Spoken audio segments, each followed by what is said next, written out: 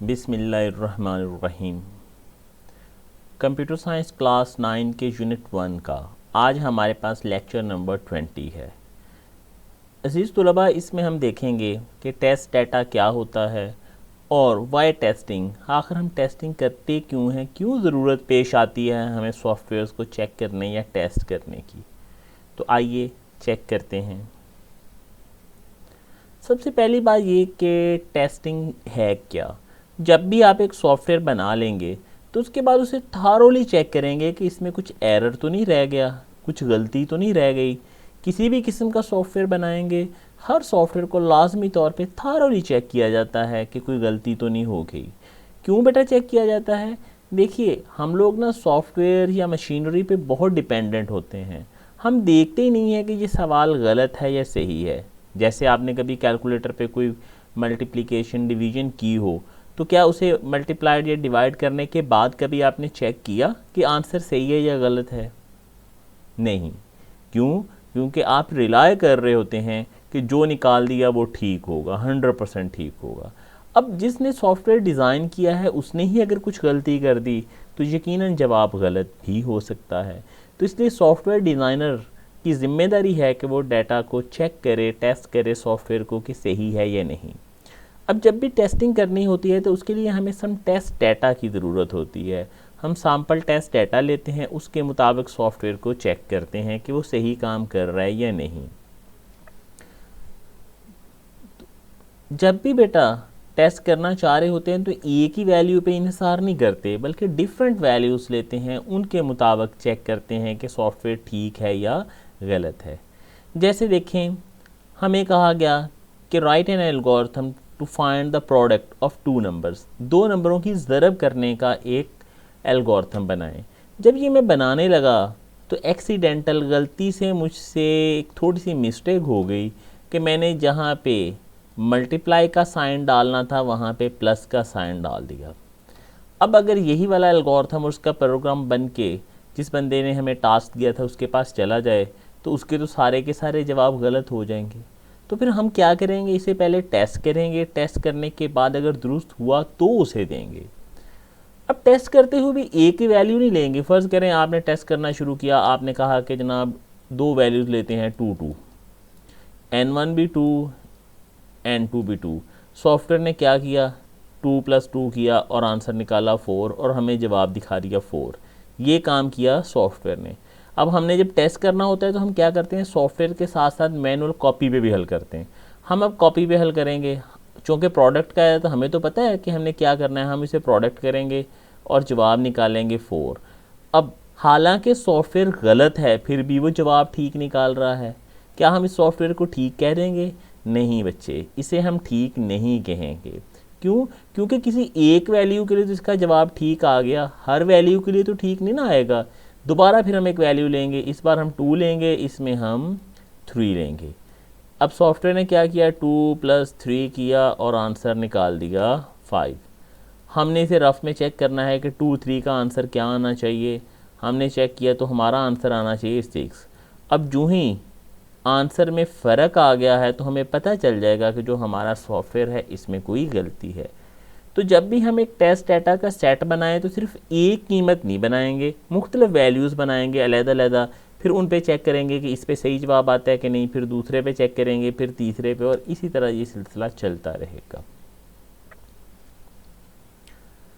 जैसे हमारी बुक में एक और एक्टिविटी दी हुई है कि हम एक ऑटोमेटिक अटेंडेंस सिस्टम बनाना चाह रहे हैं क्लासरूम में एंट्री के लिए, कि बच्चा जब क्लासरूम के बाहर आए तो वहाँ एक कैमरा लगा हुआ हो, वो उस बच्चे की पिक्चर तस्वीर देखे और डेटाबेस में से पिक्चर को मैच करे कि कौन सा बच्चा आया और उसकी अटेंडेंस टिक कर दे। अब जब हमने ये सॉफ्टवेयर बना लिया, अब हमने चेक करना है तो हम चेक करते हुए क्या करेंगे, मुख्तलिफ टाइप का टेस्ट डाटा लेंगे। कैसे? हम बच्चों को मुख्तलिफ ड्रेसेस, कपड़े पहना के सामने ला के खड़ा करेंगे कि मुख्तलिफ कपड़ों में ये ठीक काम कर रहा है या नहीं। फिर उनके हेयर कट्स चेंज करवा के देखेंगे कि डिफरेंट हेयर कट्स पे भी सॉफ्टवेयर उस बच्चे की शक्ल पहचान रहा है या नहीं। कहीं ऐसा ना हो कि एक दिन बच्चा आया है तो उसकी अटेंडेंस मार्क हो गई, अगले दिन वो टिंड करवा के आ जाए या बाल कटवा के आ जाए, सॉफ्टवेयर के सामने आए तो सॉफ्टवेयर उसे आइडेंटिफाई ही ना कर पाए कि ये वही बच्चा है कि कोई और है। तो जब हमने टेस्ट करना है ना सॉफ्टवेयर को, तो हम डिफरेंट सिनेरियोज़ में टेस्ट करेंगे कि अगर कटिंग डिफरेंट है तब ठीक जवाब आता है कि नहीं, ड्रेसेस चेंज है तब भी ठीक आता है कि नहीं। तो इस तरह से जब भी हमने टेस्ट डाटा बनाना है तो हम मुख्तलिफ़ किस्म का डाटा बनाएंगे, उसके मुताबिक उसे टेस्ट करेंगे। अब अगला है वाई टेस्टिंग। टेस्टिंग की ज़रूरत क्यों है? देखिए, जब कार मैन्युफैक्चरर कारें बनाते हैं तो वो क्या करते हैं, कार के एयर बैग्स को चेक करने के लिए कि एयर बैग ठीक हैं, फंक्शनल हैं या नहीं हैं। जब नई कार बनाई जाती है तो किया ये जाता है कि एक रोबोट को कार में बिठाया जाता है और कार को ड्राइव करवा के एक्सीडेंट करवाते हैं। अब एक्सीडेंट करवाने पे अगर तो एयर बैग्स ठीक से ओपन हो गए तो उन्हें पता चल जाएगा कि हमारी कार का डिज़ाइन दुरुस्त है।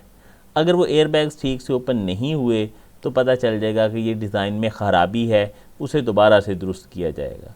अगर ये टेस्टिंग ना की जाए और खुदा ना खास्ता वो एयर बैग्स में ख़राबी हो, तो अब कब पता चलेगा कि ख़राब है? जब रियल लाइफ में एक्सीडेंट होगा और जो ड्राइवर उसे ड्राइव कर रहा है वो मरेगा, तो तब पता चलेगा कि हमारा जो सॉफ्टवेयर था, हमारा जो एयर बैग वाला प्रोग्राम था वही ख़राब था, वो तो ओपन ही नहीं हुआ। तो आप सोच सकते हैं कि अगर टेस्टिंग ना की जाए तो कितना बड़ा लॉस होने का चांस है। शायद एक इंसानी ज़िंदगी खो डालें हम टेस्टिंग ना करने की वजह से। तो टेस्टिंग क्या हुआ बच्चों? Testing is essential two point out. Testing ज़रूरी है किस चीज़ के लिए? डिफेक्ट्स को पॉइंट आउट करने के लिए, एंड एरर्स, और गलतियाँ किन से हुई होंगी? यकीनन finding a solution to some problem. हमने जब उसका सोल्यूशन फाइंड किया तो हम ही से जो गलतियाँ हुई होंगी उनको पॉइंट आउट करने के लिए और उनके सॉल्यूशंस ढूंढने के लिए टेस्टिंग बहुत ज़रूरी है। तो टेस्टिंग का बच्चे कितनी इंपॉर्टेंस है, आप जैसे कि इस डायग्राम में देख रहे होंगे। सबसे पहले एनालाइज, ये बहुत इंपॉर्टेंट है आपको एक बड़ी किस्म के साइज़ की गरारी से। इसके बाद रिक्वायरमेंट्स हो गई, फिर डिज़ाइनिंग है, कोडिंग है, और उसके बाद सबसे बड़ा फेज़ जो आपको नज़र आ रहा है वो टेस्टिंग का आ रहा है।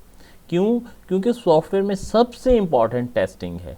टेस्टिंग की वजह से इस कदर बड़ा लॉस हो सकता है कि शायद हम अफोर्ड भी ना कर सकें। फॉर एग्ज़ाम्पल, आपने एक कमर्शियल बैंक के लिए, किसी भी बैंक के लिए फाइनेंस मैनेजमेंट का सॉफ्टवेयर बना दिया। अब जब वो सॉफ्टवेयर आपने बना के दे दिया, आपने इसे टेस्ट ही नहीं किया, बैंक वालों के हवाले कर दिया। बैंक वालों ने इसे ऑपरेट करना शुरू किया। जब उन्होंने ऑपरेट करना शुरू किया तो 2, 4, 6 माह के बाद उन्हें पता चला कि इसमें तो कैलकुलेशन सही नहीं हो रही, नुकसान हो रहा है, ख़राबियाँ हो रही हैं। तो जब तक उन्हें पता चलेगा, आप अंदाज़ा लगा सकते हैं कि पूरे मुल्क में फैली हुई ब्रांचेस में कितना लाखों करोड़ों का लॉस वो बीयर कर चुके होंगे। ऐसे ही बच्चे हर कमर्शियल सॉफ्टवेयर के साथ है कि जब भी किसी सॉफ्टवेयर को टेस्ट ना किया जाए तो ख़राबी पता होने तक, लगने तक लाखों करोड़ों रुपए का वो लॉस कर चुके होते हैं। तो टेस्टिंग क्या करेंगी? Helps to improve the quality को बेहतर बनाने में बहुत ही इंपॉर्टेंट है। तो आज बच्चों हमने पढ़ा टेस्ट डाटा और इम्पोर्टेंस ऑफ द टेस्टिंग। ये रेड कलर में लाइनें हाईलाइट की हुई हैं, ये आपने याद करनी है, लिख लेनी है। बाकी सारे का सारा आपने रीड आउट करके अच्छे से समझ लेना है, इस तरह से कि अपने लफ्ज़ों में आपको आता हो कि इसमें क्या बताया जा रहा है, क्या सिखाया जा रहा है। अपना ख्याल रखिएगा। अल्लाह हाफिज़ बेटा।